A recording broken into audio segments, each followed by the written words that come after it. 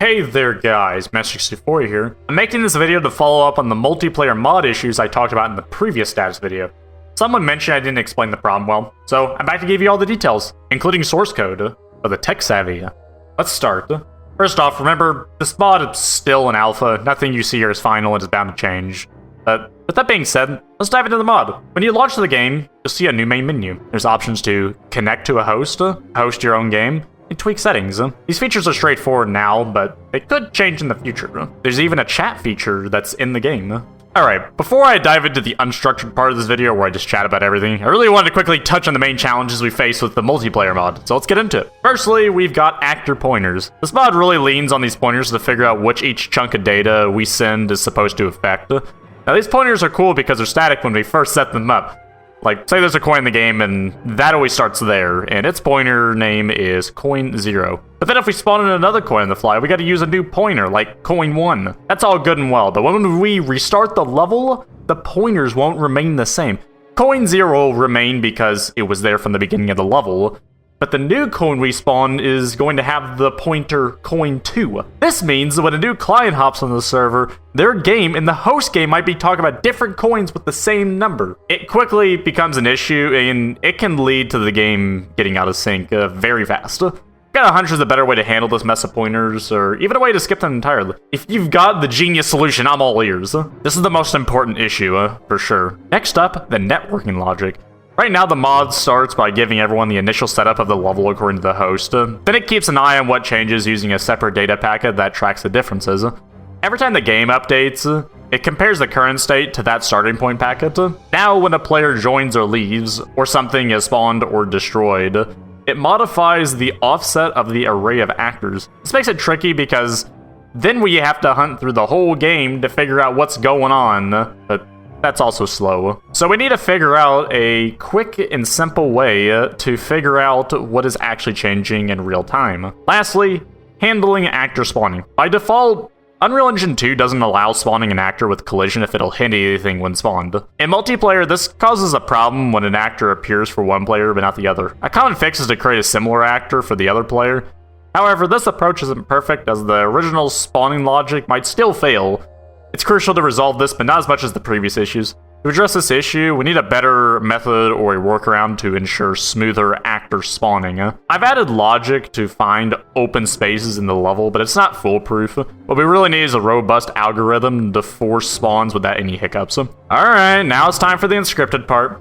You get to see the entire project and how it's progressing. Just keep in mind, it's still in its early stages. So get ready for a super technical lowdown brought to you by the unscripted me. Take it away, me. Alright, hey there guys, and welcome to the live me instead of the scripted me, where I read out a whole script. So this is kind of all assuming that you already know Unreal Script. You're probably not going to if you're watching this video. But I'm gonna kind of run through the rough idea of what we're dealing with the project and how I've set it all up. So first off, Shrek 2 mods all work under mutators, so don't worry about this part. Basically, this whole class makes a mutator, which then starts up everything. So the moment the game loads into a map, it's going to start running all of this code right here from this point. Then that makes everything else run. You'll kind of notice there's really not much code in here. That's for a pretty specific reason. But anyway, so post-load game, this is run after the level is loaded. I know, big surprise there with the load game being in the function name, or rather the event. Now I'm going to try not to go over what every single variable does. You can kind of just guess what it does if I don't go over it. But the first thing I do is figure out if you're in the main menu whenever you load the game. This is because this logic is going to be run every single time a new map is loaded. So we can use this to our advantage to figure out if we actually want to unload the mod or not, and whether or not parts of the mod below should be loaded in or not. So after we do all of that basic initialization, we then run the external mod. We do this by running the console command gspy-lite. This runs an executable named gspy-lite with admin permissions, which is great for us.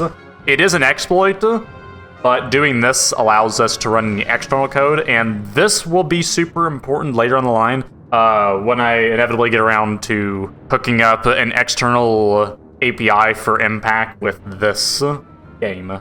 Yeah, we initialize the external mod, and then we initialize the data aggregator. That's what I've called this, and I don't know if it's really the proper name for it, but I'm going to go with this, because this is what the code's going to call it the whole time, so get used to that. The data aggregator's job is to essentially collect a lot of data about what's happening on the client and the host, and it also is going to be the aggregator for throwing data back and forth. Now, you might ask, how can we throw data back and forth between the host and the client? If you know anything about networking, you know it's all about the host and then clients, right?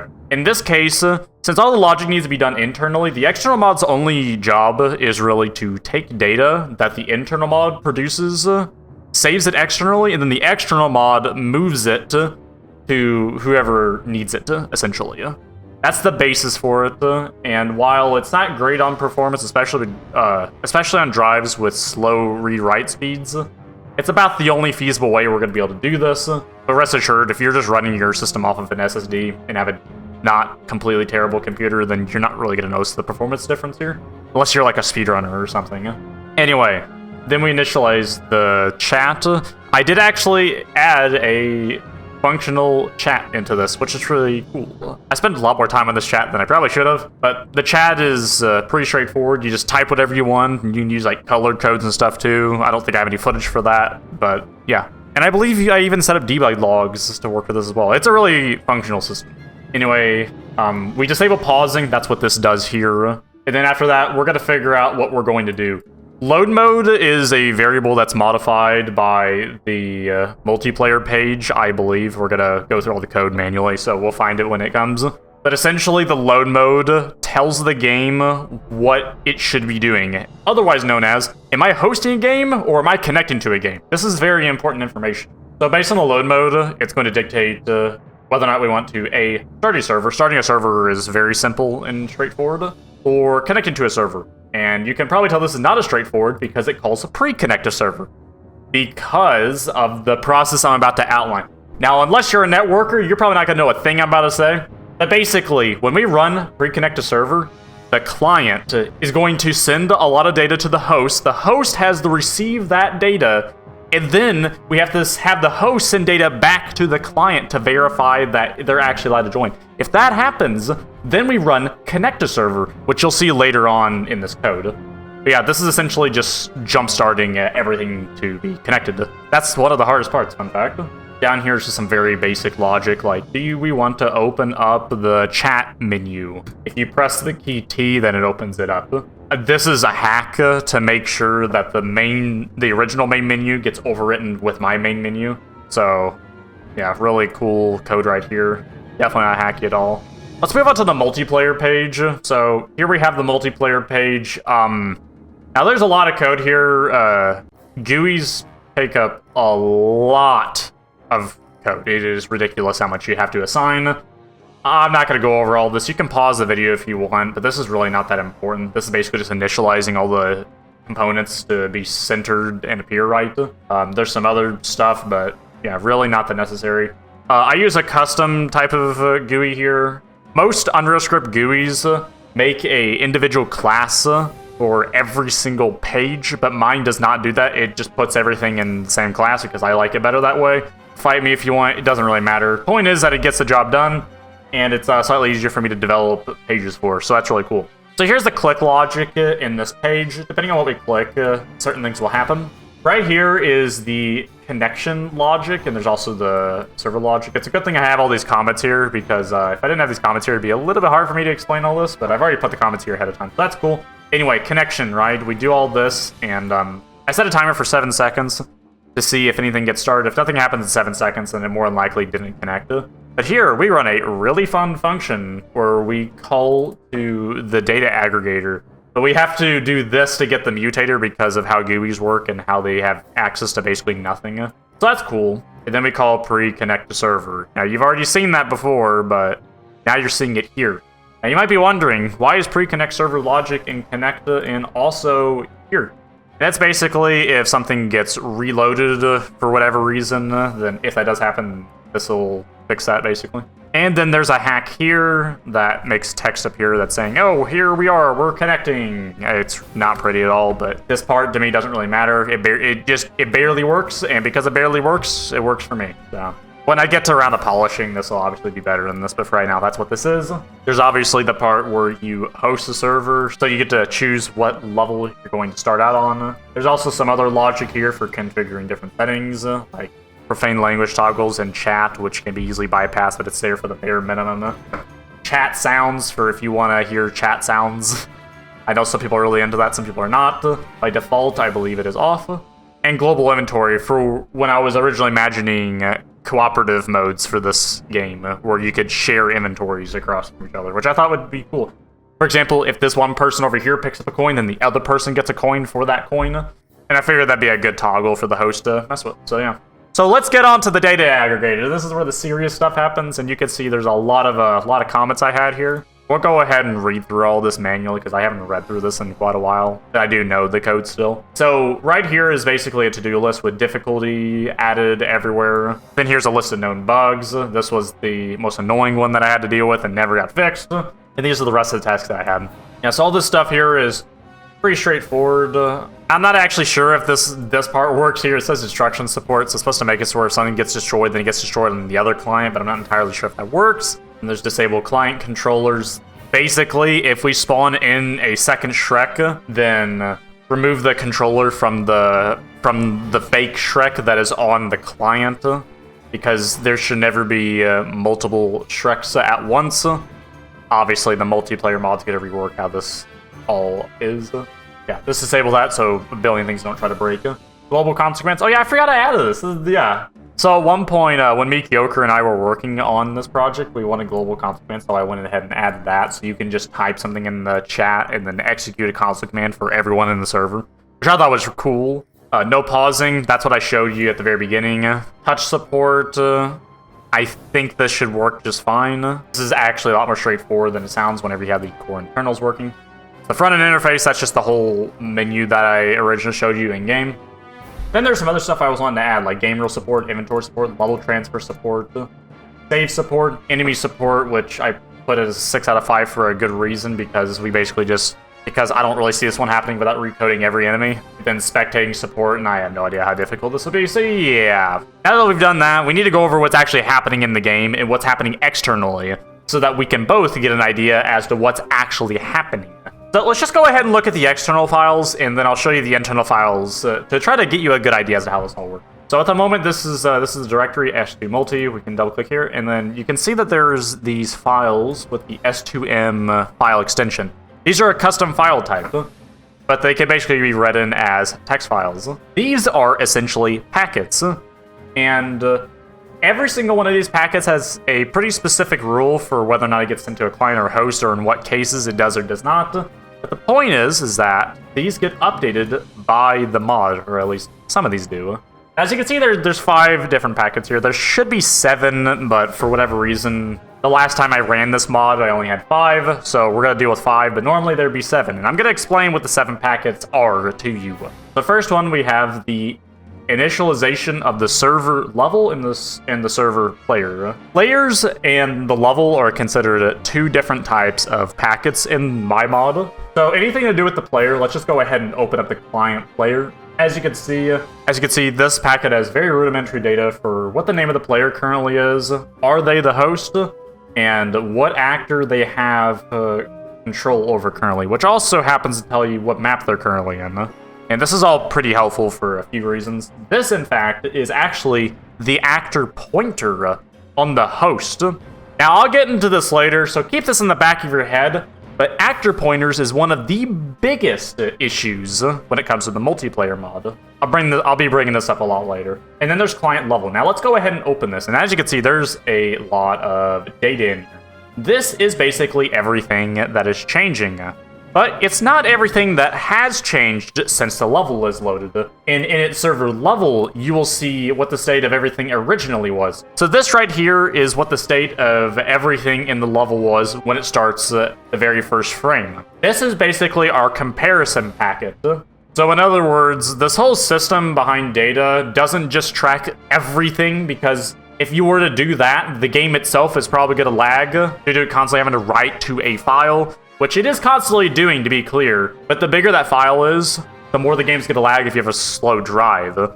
So it's currently based off of comparisons. I don't know if I'll be keeping this. I probably will have to, otherwise the FPS is gonna be like 20 or something stupid for bad computers, but yeah. So yes, to clarify, when the host starts a level, these 2 get updated. This is gonna have the current player, which is you. This will always be you every single time. And then you're also going to make this packet. After that, anything that happens in the future is then updated in these packets. And if any of these files are overwritten at any point, this means that the external mod is going to take that file and it's going to send it to all the other clients, but these are going to be renamed. Instead of it being client level, it's going to be server level. Or if this was sent, it'd be, instead of client players, it'd be server players. While the game is running, if it finds that a packet in here is named server level or server players, it takes in all that data and then essentially applies that data to the client. So hopefully that's relatively straightforward for anyone who does networking. This should be relatively self-explanatory. Really, the only thing that's complicated is that instead of using one type of packet, we're using two, and there's also a comparison for the beginning of it. So I guess there's that. Yeah. And then the final packet type is events. Events is a very straightforward one. Here's the file. It has nothing in it because this file gets cleared every single frame that the game is running normally. But this is a special packet file where if this is updated, it's sent to every other client and then the code can be ran on anyone's client. Well, I say code, but it's all predefined logic, so it's more like custom server events and stuff like that where you can send through here if a console command can't do it for you. This is also how chat commands are sent and received, where when a chat command is sent, an event is fired through here, and then it is sent to everybody else. So that's the basis of these packets. And I'll give you one last look at this before we really get into the nitty-gritty. Pay attention to how these are all set up, because these are also pretty important. Yeah, now we're back here. So you're going to see some pretty interesting code in here, code you've probably never seen when you network anything, and that's just because of how Unscripted really is.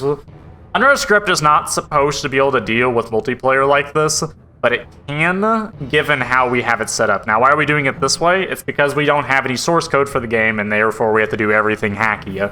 The big surprise, that's going to be the case anyway, because this is a hacky game as is, so no matter what you do, you're really going to make hacky code. Fortunately, I'm pretty used to that. So right here, you can see all of the data for the level packets.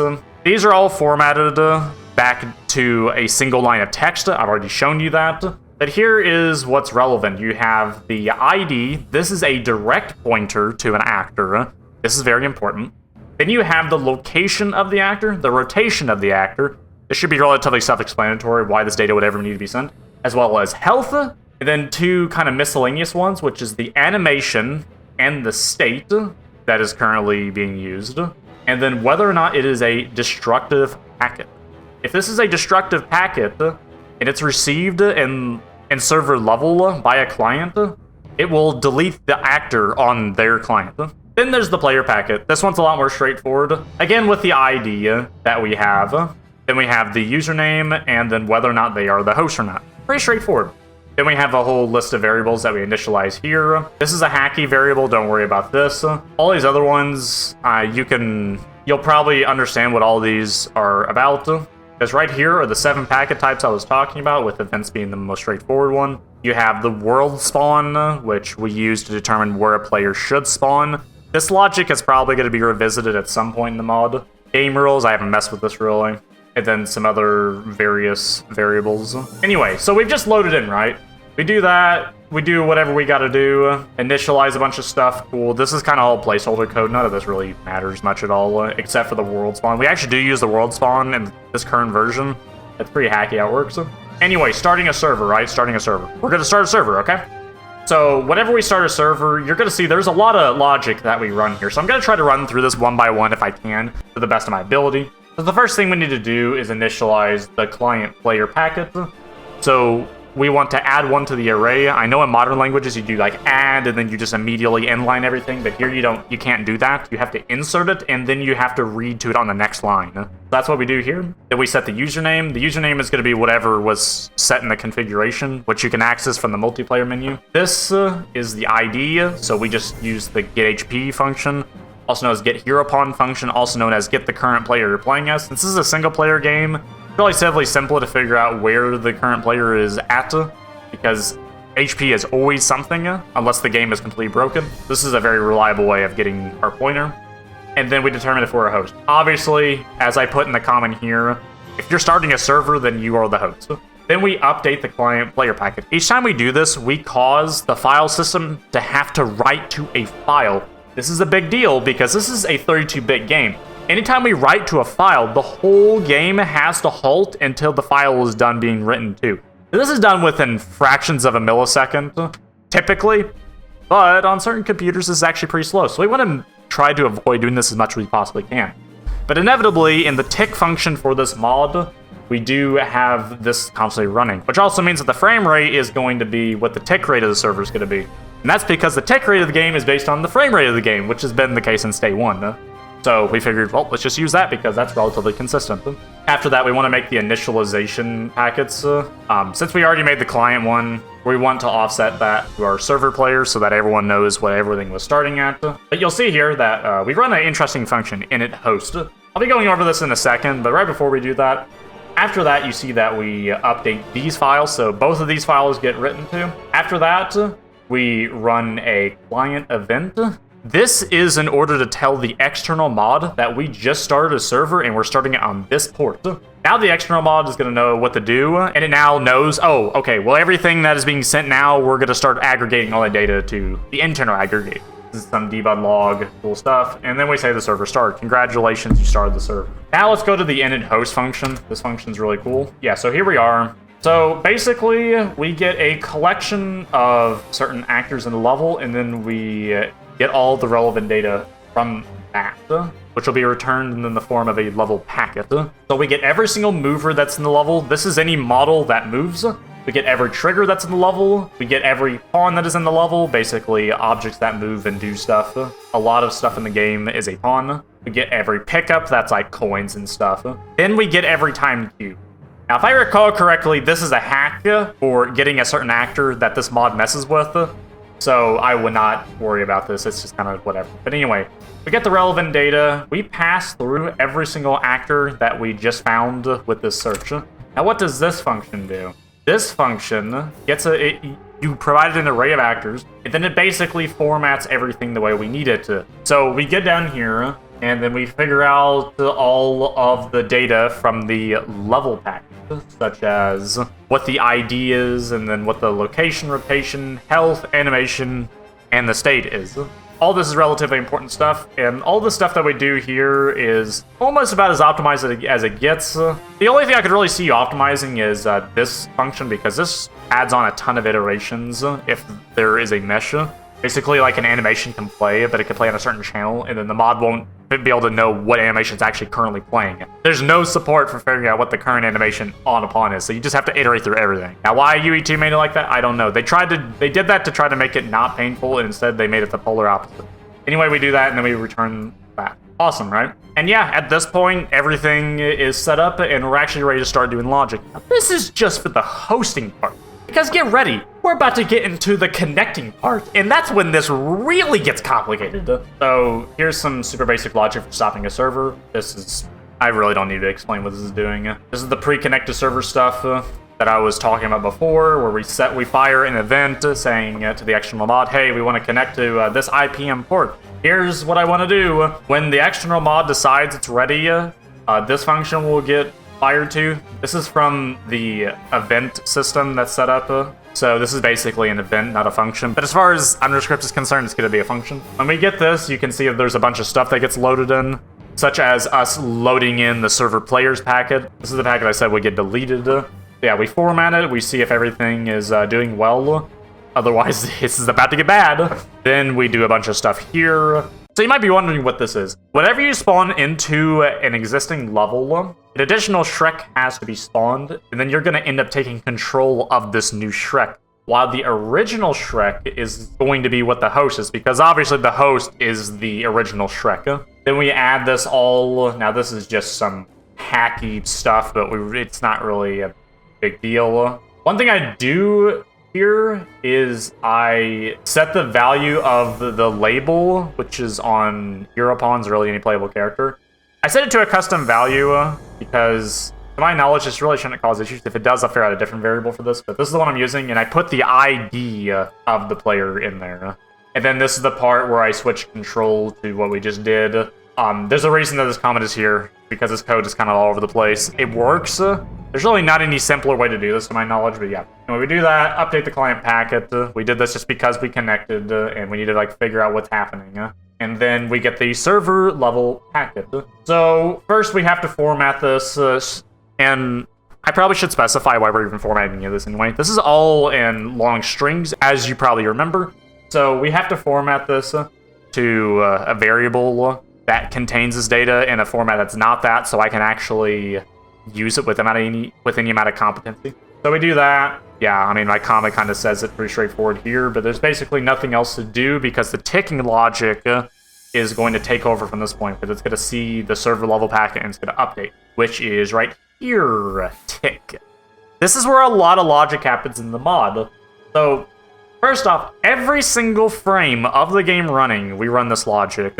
First we get who HP is. This is not at all taxing, believe it or not. This at one point was, but it's no longer even close to that because I heavily simplified it. We get all of the events and then we process all of the events. So in other words, read from the file, process every event, and run whatever code is tied to that.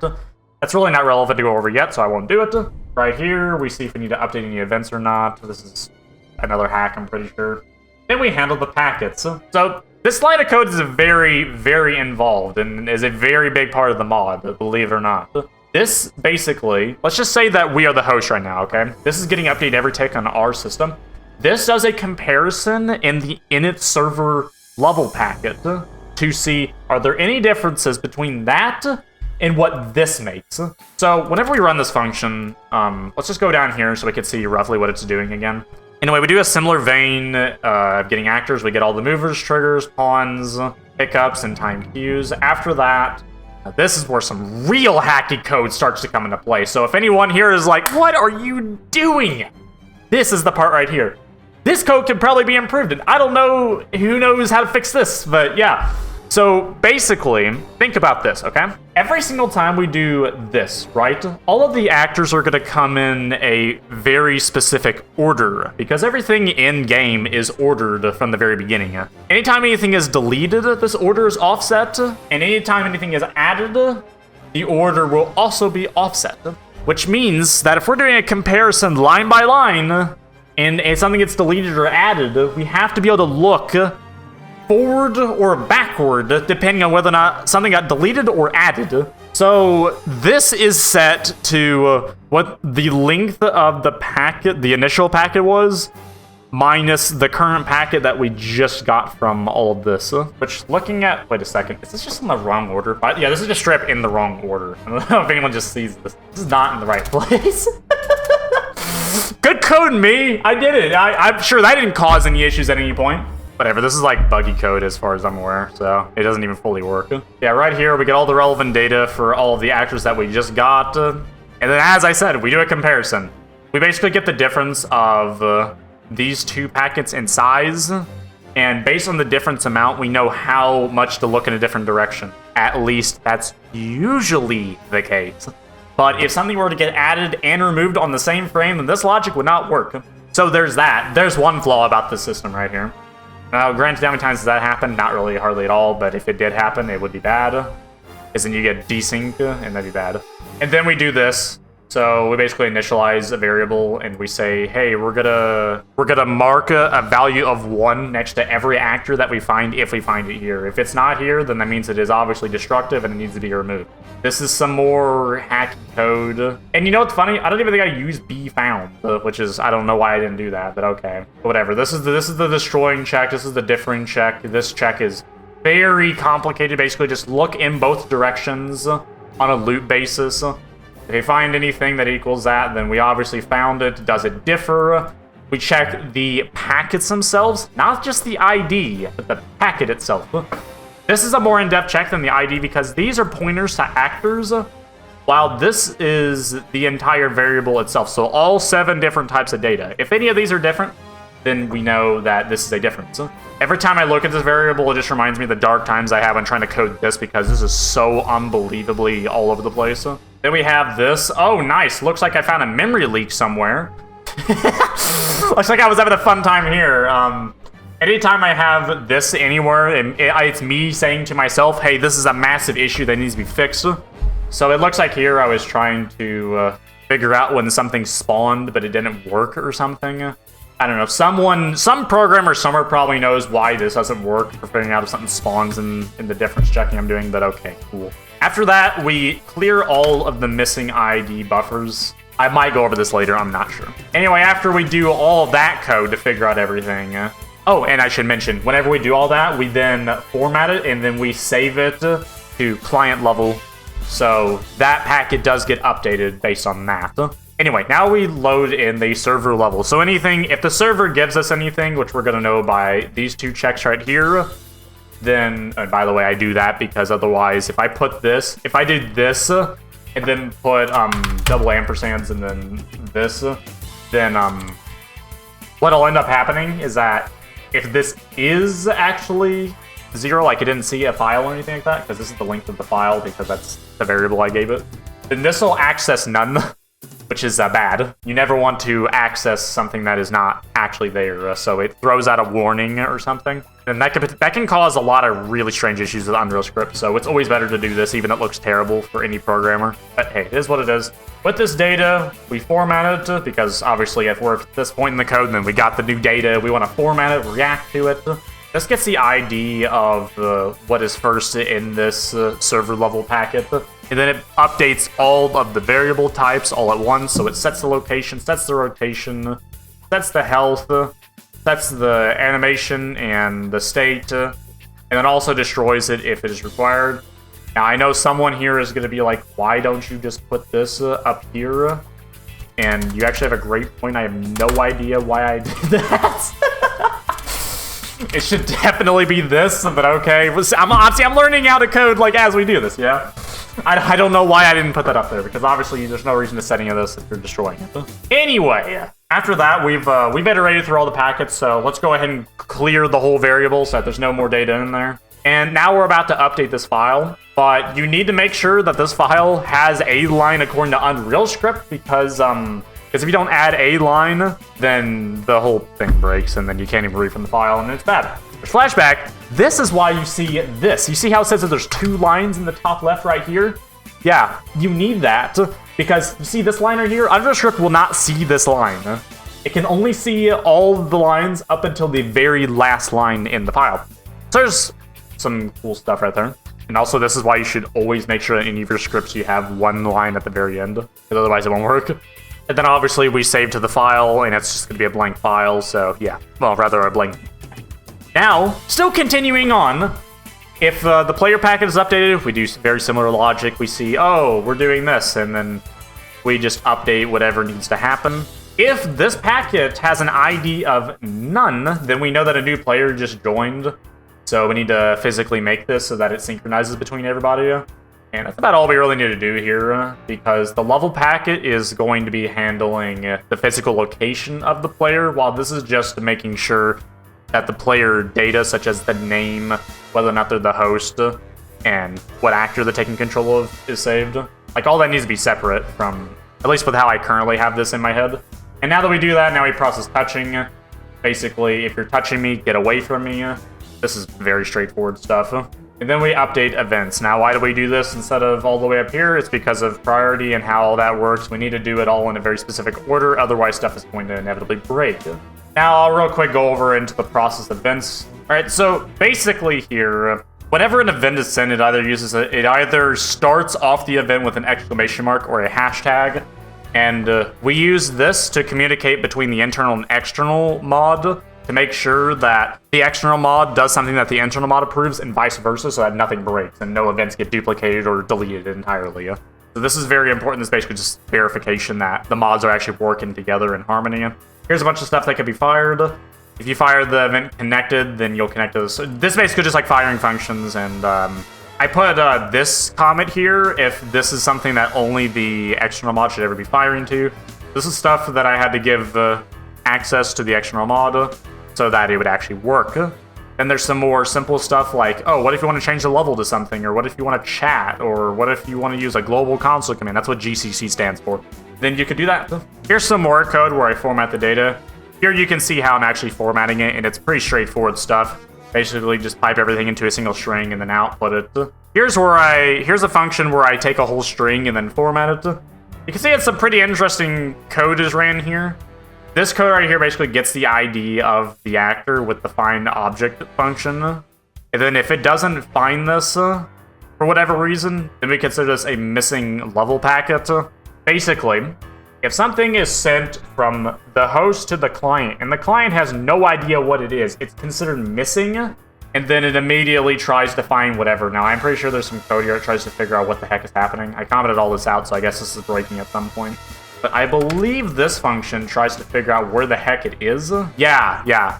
You can see right here it does that. So it takes a packet and whatever else is necessary, does this, and then it checks around the area where the packet should be in theory. And if it's not there, then it's just straight up considered lost. And then that is going to cause desync. Now you might ask, how does this happen? And why is this an issue? Okay? I'm gonna give you two answers. First off, this is hacky, and this is not a great way of doing this. Second off, I know it's hacky, and we need to rework this, because this is bad. Because it'll usually work, but sometimes it's just not gonna work even a little bit. Not to mention, this function here is very expensive. Looking around a radius in which you think something is at, that is expensive. But actor pointers, right? Here's the thing with an actor pointer, and I'm gonna put something on screen to kind of roughly tell you everything that happens with this. Basically, whenever you open up a level, every single actor has a static ID bound to it. This is all well and good, alright? Static IDs, great. That means every single time it can reference the same exact pointer to access the same data. If something gets added or destroyed, though, this is not the case, because it makes a dynamic pointer. This is an issue, because if, let's just say, we go into a level and then we spawn 2 coins, right? And the coin IDs are coin 0 and then coin 1, alright? We restart the level, and then we spawn in a new coin. What do you think the ID is gonna be? Because if you said coin 0 or coin 1, you're wrong. It's coin 2. It actually remembers, the engine itself remembers what it has actually added ever.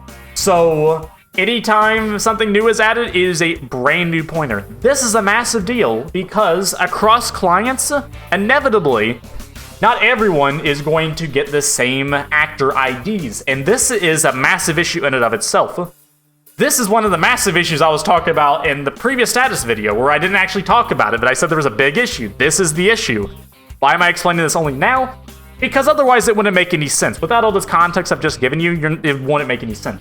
But now that you know that, you'll probably understand why sometimes packets just get dropped for no reason. If you've ever wondered what a packet drop means in an online multiplayer game, that's what it means. It means that some data that was just sent to somebody else, it just didn't work out, like, oh, I can't take this data, or I don't know what this data means, so I'm just gonna ignore it and move on. And that causes desync. That means that now something on this client is different than on this client, which is terrible. If you have that happen, then you're just stuck in an infinite loop of I don't know what to do, and then the game's eventually gonna break. So we have to avoid this as much as possible. Now, I believe mathematically this is impossible to avoid, but most games are very consistent about dealing with this. But the problem is that we're in Unreal Script, so this solution is extra difficult, and you can't really just go up to a programmer and be like, hey, how do you fix this? Like, it's too specific, right? So if anyone in the comments knows any solution to this, well, really any solution, anything I mentioned, but specifically this one, because this is the big one, let me know, because that is the massive issue. And if you don't know how to do it, but you think you might have a rough idea as to how to get to that solution, then fill out the form in the description, and we can talk about it, and we can talk about it together like that. Because then at least I'll know you're actually serious about figuring out the issue, and we can really get down to the bottom of it. But if you do happen to just know the solution based on just reading this code, assuming you even know what is happening here, then that would be awesome. One final thing I will mention as one of the final problems. Take a look at this, right? This is another hack. Spawn attempts. Why do we need a spawn attempt counter? Look at this. Whenever something spawns, right? Fun fact with Unreal Script, you can't spawn anything if it is blocked by anything at all. Anything blocking it, boom, it's not gonna spawn, not gonna spawn. And this is very obnoxious for many reasons. It's also why I've made this function in Fancy Spawn. This function basically takes a location that you want to spawn the actor at. This is a location in rotation, but that's beside the point. tries to spawn it with this class, and then this is the pointer that it'll give you if it spawns anything. And then it tries to spawn around the area instead of exactly at where you're trying to do it. No wonder actually implements this solution in the original game. But this is a better version of the function that works a lot more consistently than theirs. But it's still not perfect. There's still going to be instances where something may try to spawn, and it actually can't find anywhere to spawn. If that happens, you want to know what happens? That means that the actor cannot spawn in. Yep, you heard that right. A player could join, and then the actor could just not appear because the client couldn't figure out where to at first put him before it actually starts setting the rotation. Because right after the actor is spawned, we can turn off all of their collision and then move them anywhere we want. Because Unreal Script, you know, awesome. And you might think, why can't we just turn off the collision before we spawn it? Can't do that. Because the variable that you would have to change for that is actually native, meaning Unscripted has no control over it unless you use a set command for it. If you use a set command for it, that means that you're modifying that class directly, plus every single child of that class, which means you're going to be disabling collision for a lot more than just the client that spawns in. You're going to disable a lot more. Anyway, I think that's going to cover everything. I know I went over like 3 or 4 or maybe even 5 major issues. 3 of them are the main ones though. But the 3 major ones I brought up, those are the ones I'm most interested in fixing.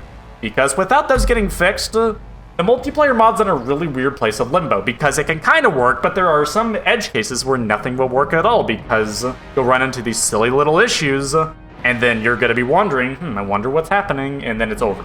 If this went over anybody's heads, or if you want more explanation on what's actually happening in this code, to be clear, none of this code is open source, at least not at the moment. It'll eventually be open source, so that's why I really don't mind like showing off my weird code. But you cannot currently look at the repository for this.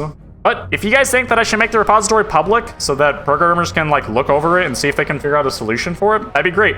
As far as I'm aware, I'm kind of stuck on this. The solution of figuring out what you do in the case where a packet that has this ID when sent to another client doesn't have that same ID because it's a dynamic ID has gotten me stuck forever. I know there's a way to do it because of how the engine works, but I have never been able to figure this out. No one I've asked has known how to figure this out, and it's been a real uphill battle, so yeah, hopefully we can get this resolved at some point, and if we get this resolved, by the way, I'll make a video talking about it. So sooner I make a video will be determined by the sooner we get a solution for this, basically. That's where I'm at. Anyway, thank you all so much for watching, and again, feel free to give me as many questions, comments, or concerns about this whole system, any vulnerabilities you see in it, any issues you see with it, and stuff like that. Anyway, see ya!